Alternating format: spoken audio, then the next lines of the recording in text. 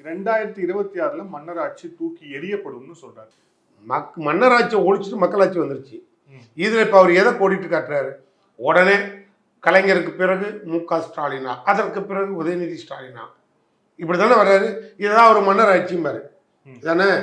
ஓட்டு போடுறது யார்? மன்னராட்சியில எப்படி மன்னர் தேர்ந்தெடுக்கப்படுவாங்க நீங்க சொல்லுங்க சார். ஓட்டு போட்டு இருங்க, அது வேண்டாம், அங்கே வேண்டாம். அது எனக்கு மன்னர் ஆட்சியில எலெக்டட் ஆர் நாமினேட்டட். மன்னராட்சியில நாமினேட்டட் தான். ஏங்க இந்த அடிப்படை அறிவு இந்த பைத்திய நூல்கள் இல்ல. அதுல ஒரு சின்ன இவங்க எப்படிங்க கான்ஸ்டிடியூஷனல் புத்தகத்தையே தெரியாத அதை எழுதுன அம்பேத்கர் ஃபங்க்ஷன்ல போய் அவ்வளவு துணிச்சலா இருந்தாலும் பேசலாம். இல்ல சார், அதுல ஒரு மன்னராட்சி ஒழிச்சதே அம்பேத்கர் தாங்க. அங்க போய் நின்றுக்கிட்டு மன்னராட்சி ஒழித்து விடுவோம் அப்படின்னா இப்பதான் இவங்க தூங்கி எழுந்திருக்கிறாங்க. இந்தியாவுக்கு சுதந்திரம் வாங்குறதா முடிவுல இருக்காங்க.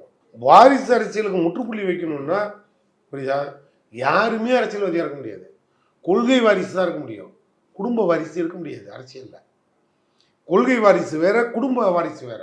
ஆதவ அர்ஜுனாவும் நடிகர் விஜயும் இப்பதான் எழுந்திரிச்சு வந்து மைக்க பிடிச்சி, அதான் இப்படி வேணா சொல்லலாம், அந்த கலந்து கொண்ட தலைவனுக்கு பாசிசத்துக்கும் பாயாசத்துக்கும் வித்தியாசம் தெரியல. விஜய்க்கு ஆரம்பிச்சு வச்ச ஆதவ அர்ஜுனுக்கு மன்னராட்சிக்கும் மக்களாட்சிக்கும் வித்தியாசம் தெரியாத மடைய நூலா இருக்கணும். நான் என்னத்தை பதில் சொல்றது?